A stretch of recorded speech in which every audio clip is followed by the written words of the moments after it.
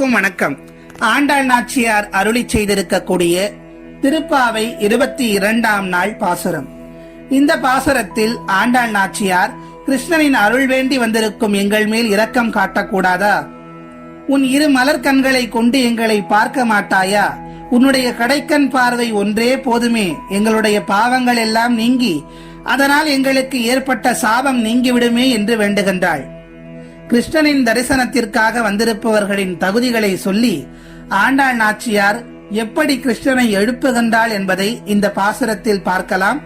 முதலில் பாசுரத்தை பார்த்துவிட்டு வரலாம். அங்கன்மான் ஞாலத்து அரசர் அபிமான பங்கமாய் வந்து நின் பள்ளிக்கட்டிற்கீழே சங்கம் இருப்பார் போல் வந்து தலை பெய்தோம். கிண்கிணி வாய் செய்த தாமரை பூ போலே செங்கன் சிறுச்சிறிதே எம்மேல் விழியாவோ? திங்களும் ஆதித்யனும் எழுந்தார் போல் அங்கண் இரண்டும் கொண்டெங்கள் மேல் நோக்குதியில் எங்கள் சாபம் இழிந்தேலோர் எம்பாவா என்பது ஆண்டாள் நாச்சியார் நமக்கு அருளி செய்திருக்கக்கூடிய திருப்பாவை 22ஆம் நாள் பாசுரம். வரிக்கு வரியான விளக்கத்தை பார்க்கலாம். அங்கன்மான் ஞாலத்து அரசர் அபிமான பங்கமாய் வந்து நின் பள்ளிக்கட்டிற்கீழே சங்கம் இருப்பார் போல் வந்து தலை பெய்தோம்.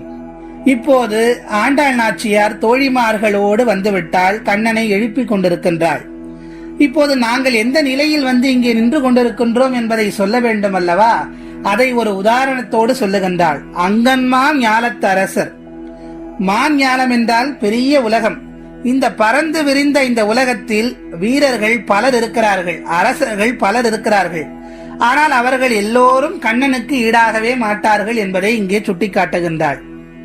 கண்ணனை எதிர்த்தவர்கள் அவனுடைய வீரத்துக்கு இலக்காயினர். இதை கண்ட பிற மன்னர்கள் கண்ணனுடனான பகையை மறந்துவிட்டு அவனிடம் நட்பு பாராட்டி அவனுடைய சிம்மாசனத்துக்கு கீழே வந்து சேவகம் செய்ய காத்து கொண்டிருக்கின்றார்கள். யோசித்து பாருங்கள். மன்னர்கள் அங்கன்மான் ஞாலத்து அரசர் அவர்களே அவனுடைய பராக்கிரமங்களை எல்லாம் கண்டு சேவகம் செய்வதற்கு சங்கம் இருப்பார் போலே என்று சொல்லுகின்றார். கூடி வந்து நின்று பணிந்து காத்து கொண்டிருக்கின்றார்கள்.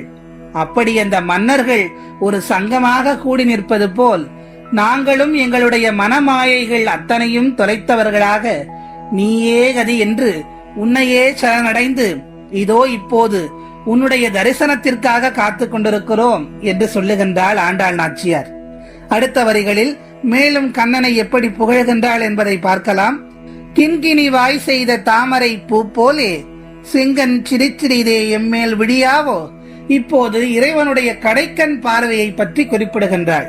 அந்த கடைக்கண் பார்வை என்பது எதை போல் இருக்கிறது என்பதை ஒரு உவமையோடு ஆண்டாள் நாச்சியார் இங்கே சொல்ல வருகின்றார். சற்றே வாய்ப்பிழந்த சலங்கை இருக்கிறதே அந்த மணி, அதை கிண்கிணி என்று சொல்வார்கள். அப்படி அந்த சலங்கை போல பாதி மலர்ந்த மலர்ந்தும் மலராமல் இருக்கக்கூடிய ஒரு முட்டவிழ்ந்த பாதி மலர்ந்த செந்தாமரை போன்ற சிவந்த கண்களை உடையவனே, உன்னுடைய அந்த இருவிழி பார்வை எங்கள் மேல் படாதா என்று கேட்கின்றாள் ஆண்டாள் நாச்சியார். முழுமையாக கூட நீ கண் திறந்து பார்க்க வேண்டாம். கிண்கிணியை போல ஒரு மெல்ல முட்ட விழுந்த தாமரையை போல சிறிதளவு எங்களை பார்த்தால் கூட போதுமே என்று சொல்லுகின்றாள். அப்படி கூட நீ எங்களை பார்க்க மாட்டாயா என்று கேட்கின்றாள். அப்படி பார்த்தால் என்ன நடக்கும் என்பதை அடுத்த வரிகளில் சொல்லுகின்றாள். திங்களும் ஆதித்யனும் எழுந்தார் போல் அங்கண் இரண்டும் கொண்டு எங்கள் மேல் நோக்குதியில் எங்கள் சாபம் இழிந்தேலோர் எம்பாவாய் என்று சொல்லுகின்றாள். அந்த தாமரை கண்களை கண்டால் கிண்கிணி அளவு நீ கண்களை திறந்து அந்த முட்ட வீழ்ந்த தாமரையை போன்று நீ திறந்து, அது எப்படி இருக்கிறது? சூரியனை போன்ற ஒளி வீசக்கூடிய கண்கள், சந்திரனை போன்ற குளுமையோடு இருக்கக்கூடிய கண்கள், சூரிய சந்திரர்கள் ஒரே நேரத்தில் வருவதை போல் அந்த இரு கண்களையும் திறந்து நீ எங்களை பார்த்தால் எங்கள் பாவங்கள் அகன்று விடுமே என்று சொல்லுகின்றார். எங்கள் சாபம் இழிந்தேலோர் எம்பாவாய், எங்கள் சாபங்கள் எல்லாம் பாவங்கள் எல்லாம் அகன்று விடுமே, அன்பு கூர்ந்து விழித்தெழிவா எம்பெருமானே என்று கண்ணனை துயிலெழுப்புகின்றாள் ஆண்டாள் நாச்சியார். இந்த பாடலிலே ஆண்டாள் நாச்சியார் நமக்கு உணர்த்த வருவது என்னவென்றால், ஒருவருடைய துன்பம் தீர வேண்டும் என நினைக்க கூட வேண்டாம். இறைவன் வெறும் பார்வை மட்டும் பார்த்தால் கூட இந்த உலகத்து உயிர்களின் பாவங்கள் அனைத்தும் தீர்ந்துவிடும். இறைவனின் அருள் பார்வைக்கு அத்தனை சக்தி உள்ளது என்பதை இங்கே ஆண்டாள் நாச்சியார் குறிப்பிட்டு காட்டுகின்றார். நம்முடைய ஜாதகத்தில் நவகிரகங்களில் கூட அந்த கிரகம் இருக்கும் இடத்தை விட பார்க்கின்ற இடத்திற்கு வலிமை அதிகம் என ஜோதிட வல்லுநர்கள் கூறுவதுண்டு. கோள்களாகிய நவகிரகங்களின் பார்வைக்கே அத்தனை வலிமை உண்டு என்றால் காக்கும் கடவுளான நாராயணனின் பார்வைக்கு எத்தனை சக்தி இருக்கும் என்பதை சொல்லவா வேண்டும்? ராம அவதாரத்தில் ஸ்ரீ ராமபிரானின் பாதம் பட்டதுமே கல்லாக இருந்த அகலிகை பின்னாகி சாபம் நீங்க பெற்றாள் என்பதை நாம் அறிந்திருக்கிறோம். 4000 திவ்ய பிரபந்தத்தில் கூட குலசேகர அடியாழ்வார் கல்லாக பிறவி எடுத்தாலும் கூட உன்னுடைய அடியார்களின் பாதம் படும் படியாக பிறவி எடுக்கும் வரத்தை கொடு என்று கேட்டிருப்பார். செடியாய வல்வினைகள் தீர்க்கும் நெடியோனே வெங்கடவா, நின் படியாய் கிடந்து உன் பவளவாய் காண்பேனே என்று சொல்லியிருப்பார். படியாக இருந்து உன்னுடைய பவளம் போன்ற வாயின் அழகை பார்த்து ரசித்தபடி இருக்கும் பெரும் பேற்றை எனக்கு கொடு என்றுதான் அவர் கேட்டிருப்பார்.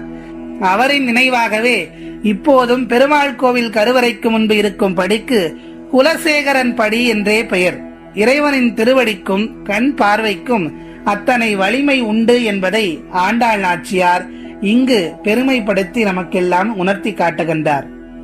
ஆகவே நாம் கோயிலுக்கு செல்லுகின்றோம், நாம் இறைவனை பார்க்கின்றோம், நான் பெருமாளை பார்த்துட்டேன், நான் தாயாரை பார்த்துட்டேன்றதெல்லாம் முக்கியம் இல்லை. பெருமாள் நம்மை பார்க்க வேண்டும். அவனுடைய கடைக்கண் ஏதோ ஒரு ஓர பார்வை நம் மீது பட்டால் கூட போதும், நம்முடைய சாபம் பாவம் எல்லாம் தீர்ந்து போய்விடும் என்பதை இங்கே ஆண்டாள் நாச்சியார் சொல்ல வருகின்றார். ஆகவே நாமும் நம்முடைய மனமாயைகள் எல்லாம் தொலைத்து ஆணவம் கண்மம் மாயை எல்லாம் நீக்கி இறைவனை முழுமையாக சரணாகதி அடைவோம், கண்ணனின் அருளை பெறுவோம் என்று சொல்லி மீண்டும் நாளைய பாசுரத்தில் உங்கள் அனைவரையும் சந்திக்கிறேன். நன்றி, வணக்கம்.